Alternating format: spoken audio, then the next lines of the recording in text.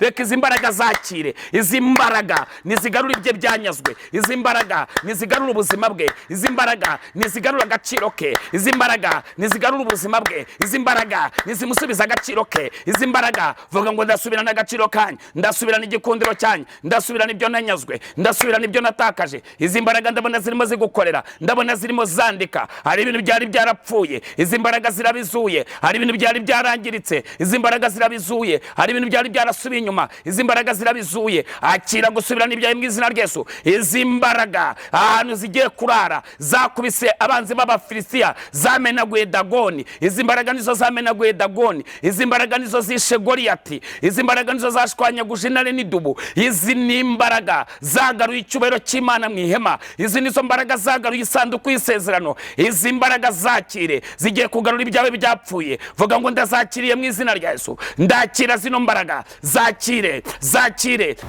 Amahoro ya Kristo nabane namwe, mugira amahoro y'umwami wacu Yesu Kristo.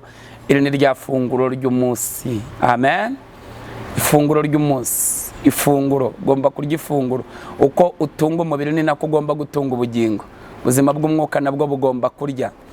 Reka munyemerere dusome ijambo ry'Imana tudatinze mu gitabo cy'Abaefeso. Turasoma igice cyawo ni icya 3, umurongo ni wa 20.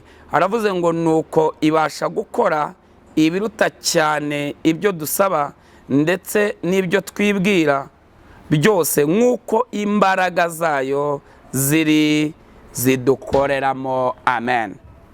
Ibasha gukora cyane ibiruta ibyo dusaba n'ibyo twibwira, nk'uko imbaraga zayo ziri zidukoreramo.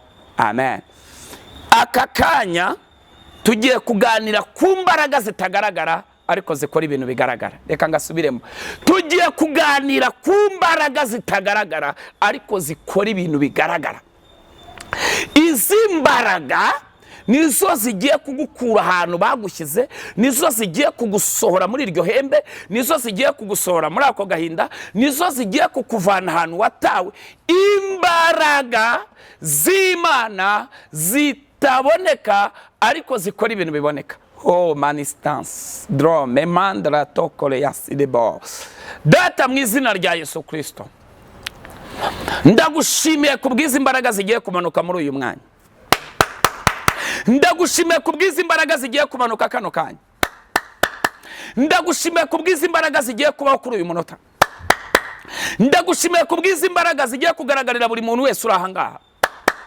Ndagushimiye kubwiza imbaraga zigiye kwiyereka buri muntu wese uri aha, yarangiza akabona imbaraga z'Imana. Yaba umuntu uri bukora uyu munsi, yaba uri bujye mu kazi, uyu muntu araza kubona zino mbaraga. Izi mbaraga ziramukoraho mu izina rya Yesu. Araza kubona kuri izi mbaraga, imbaraga zitagaragara. Umwuka wose wari umuriho uracagagurika mu izina rya Yesu. Izi mbaraga nizo zazuye utuku. Izi mbaraga nizo umugabo witwa Mose yahagazemo ari ku nyanja itukura, akojeje inkoni ku nyanja itukura. Inyanja itukura iratandukana. Izi mbaraga zigiye gukora kuri buri muntu wari we wese. Hari umuntu ugiye kudukurikira wari ufite ibibazo byari bikomeye, ariko none aha ngaha akimara kubona kuri izi mbaraga, ibi bibazo bigiye gucikamo inzira. Ugiye kubona inzira mu kibazo, mu kibazo wagiye gucikamo inzira, mu kibazo wagiye kuvamo igisubizo, mu kibazo wagiye kuvamo umunezero, mu kibazo Imana igifata ibyara umuvumo yarangiza ikabihindura umugisha. Ibintu wabonaga nk'umuvumo bigiye guhinduka umugisha. Hari ijambo ry'Imana ryamaze kumanuka. Imana ije kuguhindura icyo yakugize cyo. Icyo yakugize cyo ni wari ukizi, ariko ndabona ibintu bihindutse. Ndabona ibintu bihindutse wa mukobwa we. Ndabona ibintu bihindutse mama. Ndabona ibintu bihindutse shuti yanjye. Ndabona ibintu bihindutse shuti yanjye. Umva brother, ibintu birahindutse. Wa mugabo we, ibintu birahindutse. Muze, ibintu birahindutse. Mu nda yawe birahindutse. Mu rugo rwawe birahindutse. Aho ukorera birahindutse. Aho utuye birahindutse. Ndabona imbaraga z'Imana zitangiye kuvugana n'umusozi wari uri imbere yawe. Ndabona imbaraga z'Imana zitangiye kuvugana z'Imana n'ibibazo byari biri imbere yawe. Ndabona imbaraga z'Imana zirimo zikorera muri wowe, ndabona zirimo zikuzura. Wari waratakaje ibihe, imbaraga z'Imana ziragarutse. Wari waratakaje ibihe byo gusenga, imbaraga z'Imana ziragarutse. Ndabona imbaraga kwizera ufite. Akira izi imbaraga, akira, zakira mu izina rya Yesu. Akira kuri izi imbaraga, fata kuri uyu mwuka wera w'Imana. Nuzunyeganyeza ikintu cyose cyakunyeganyije, nuzugukingurira imiryango. Uyu mwuka ugaruye igikundiro, uyu mwuka ugaruye ubwiza. Ndabona abantu bakira imbaraga, ndabona abantu bakira, ari ukwakira kurimo kuba. Ndabona abantu bakira, ndabona abantu bakira, ndabona abantu bakira. Hari imbaraga ndimo ndeba, abantu barimo barafata ibyabo. Fata ibyawe mu izina rya Yesu. Fata, akira, akira, akira, akira imbaraga z'agakiza mu rugo rwawe. Akira imbaraga zikiza uyu mwana wari umaze igihe arwaye. Hari umwuka ukiza indwara umanutse. Kora ku burwayi wari urwaye. Izi mbaraga ndazohereje, tangira wizere ko ziri bugukize. Izi mbaraga ndazohereje, tangira wizere ko zigiye kugukorera. Ratakasatara basoko ya desredrote.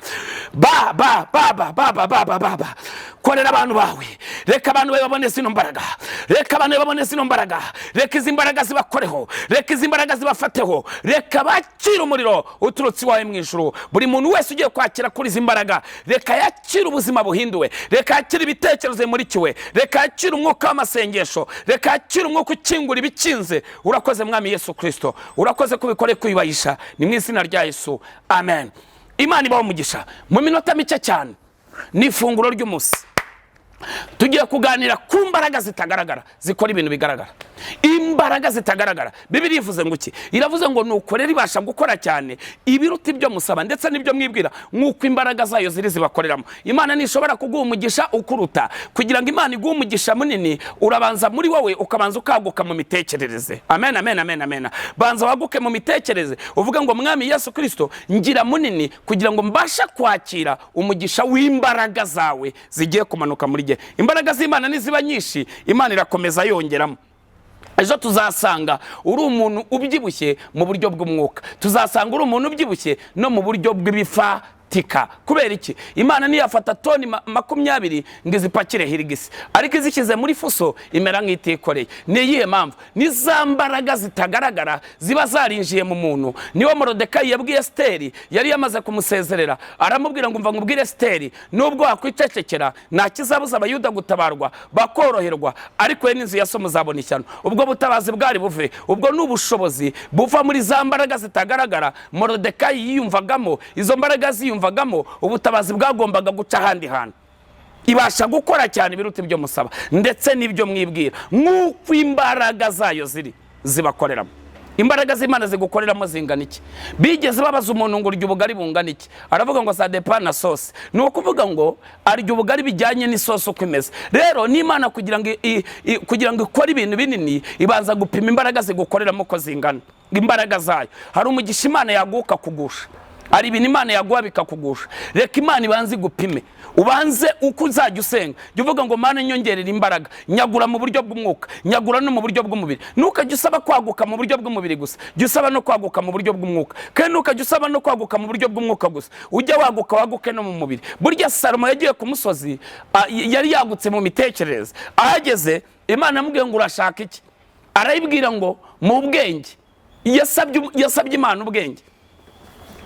Yasabye Imana ubwenge, kuko ubwenge yabonaga ari bwakene. Imana imurebye iravuga ngo okay, uyu mugabo ngiye kumuha n'ibyo atasabye. Usabye ubwenge bwonyine nzamuha n'amafaranga, nzamuha n'ubutunzi. Iramubwira ngo mubabayeho ku isi nawe uzagira ubwenge nk'ubwawe ndetse n'abazabaho, nta n'uzagira ubutunzi nk'ubwawe. Imana yamuhaye n'ibyo atayisabye. Kubera iki? Yari afite imbaraga zimuhishurira n'uburyo agomba gusaba. Hari abantu basaba bagasaba nabi. Kubera iki? Imbaraga zibakoreramo zo gusaba ni nkeya. Izi mbaraga z'Imana yari nyinshi muri wowe, ubasha kumenya n'uburyo usaba. Izi mbaraga zari zifitwe n'umugabo witwa Eliya.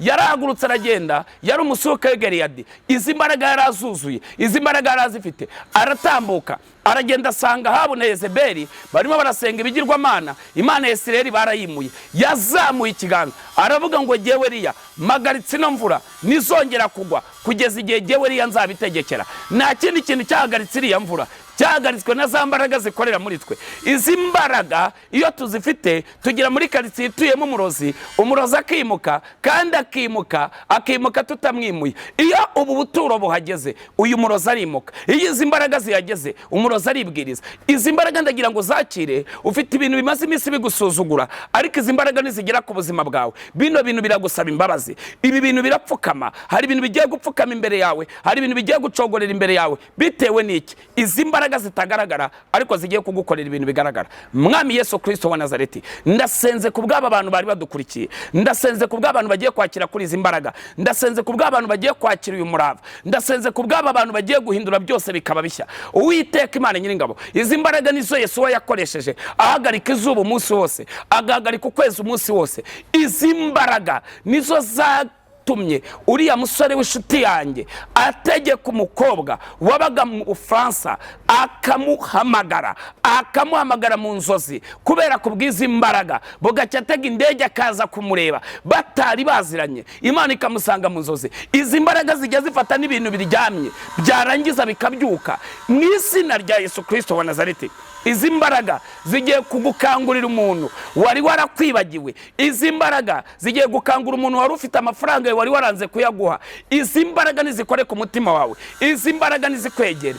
Ibasha gukora cyane ibiruta ibyo usaba ndetse n'ibyo wibwira, nk'uko imbaraga zayo zigukoreramo. Izi mbaraga zitaregera Petero, yigeze yiyakana umwami Yesu ku manywa yanga izuba riva, ariko umunsi zino mbaraga zamumanukiye yaravuze ngo wa wundi mwishe mu kabamba niwe ukoze ibi ngibi. Izi mbaraga iyo zije ziraza zikadukoresha ibirenze ibyo twajyaga dukora. Izi mbaraga nizo zahagaranaga na Samusoni, yarangiza akanyeganyeza agahora abanzi b'Imana b'Abafilisitiya, ariko umunsi zino mbaraga zashiraga Abafilisitiya bamunogoyemo amaso. Ndakwifuza, dore ibintu bitatu byatuma izi mbaraga uzibona. Icya mbere ni ukwizera. Vuga ngo kwizera ko zibaho. Zamura ibiganza vuga ngo Mana mereza kwizera. Icya kabiri cyagwesha zino mbaraga nicyo bita gusenga. Subiramo ngo gusenga, ongera ngo gusenga niwo hafize imbaraga. Amen. Icya gatatu hafize imbaraga ziva mu ibanga, kugira ibanga, kumenya ububiko bw'imbaraga zigukoreramo. Samusoni yamenye ibanga ry'ubwo bubiko bw'izo mbaraga. Izo mbaraga iyo umenye ibanga, izi mbaraga urazitakaza. Kubika ibanga cyangwa se kugira ibanga ni amabanga atatu akomeye cyane. Haleluya atuma zino mbaraga zikorera muri wowe. Gusenga, kwizera no kugira ibanga. Subiramo: gusenga, kwizera no kugira ibanga. Ibi bintu nubihagararamo ukabibika muri wowe, ubuzima bwe bugiye guhinduka ubureba. Ubuzima bwe bugiye guhinduka ubureba. Ubuzima bwe bugiye guhinduka ubureba no gukomeza kuzivuga cyane, ugakomeza kuzatura cyane, ndetse n'abantu haba bo muri Bibiliya ndetse n'ingero zabuze wigeze uzibonana ukajya ugerageza kubavuga neza, ndetse warangiza ukanabasengera. Abo ngabo bo muri Bibiliya warangiza ukajya ubavuga kuko ari ijambo usomye, abuzi bazifite ukajya ubasengera. Uko basengera umwuka ubariho ubavaho ukakuzaho, nawe warangiza ugatunga kuri izi mbaraga. Mwami Yesu Kristo wa Nazareti, ndasengera umuntu wese wadukurikiye muri iri funguro ry'umunsi, reka yakire izi mbaraga, reka izi mbaraga zakire. Izi mbaraga nizigarura ibye byanyazwe, izi mbaraga nizigarura ubuzima bwe, izi mbaraga nizigarura agaciro ke, izi mbaraga nizigarura ubuzima bwe, izi mbaraga nizimusubiza agaciro ke. Izi mbaraga vuga ngo ndasubirana agaciro kanye, ndasubirana igikundiro cyanye, ndasubirana ibyo nanyazwe, ndasubirana ibyo natakaje. Izi mbaraga ndabona zirimo zigukorera, ndabona zirimo zandika. Hari ibintu byari byarapfuye, izi mbaraga zirabizuye. Hari ibintu byari byarangiritse, izi mbaraga zirabizuye. Hari ibintu byari byarasubiye inyuma, izi mbaraga zirabizuye. Akira gusubirana ibyawe mu izina rya Yesu. Izi mbaraga ahantu zigiye kurara zakubise abanzi b'Abafilisitiya, zamenaguye Dagoni. Izi mbaraga nizo zamenaguye Dagoni. Izi mbaraga nizo zishe Goliyati. Izi mbaraga nizo zashwanyaguje intare n'idubu. Izi ni imbaraga zagaruye icyubahiro cy'Imana mu ihema. Izi nizo mbaraga zagaruye isanduku y'isezerano. Izi mbaraga zakire, zigiye kugarura ibyawe byapfuye. Vuga ngo ndazakiriye mu izina rya Yesu. Ndakira zino mbaraga, zakire, zakire, zakire, zakire, zakire, zakire, zakire. Ukuri munyeganyeza ibiganza byawe, hari imbaraga z'Imana urimo wakira. Ukuri muzamura kwizera kwawe, hari imbaraga z'Imana urimo wakira. Vuga ngo ndazakiriye mu izina rya Yesu. Akira izi mbaraga, ibyapfuye nibizuke. Akira izi mbaraga, akira izi mbaraga, akira izi mbaraga, akira izi mbaraga. Fire Imana ibahe umugisha, Imana ibashyigikire, Imana ibiteho kubwiza imbaraga mwakiriye. Aya mabanga 3 muyiteho cyane, azabageza kure. Murakoze cyane. Yesu abahe umugisha. Amen.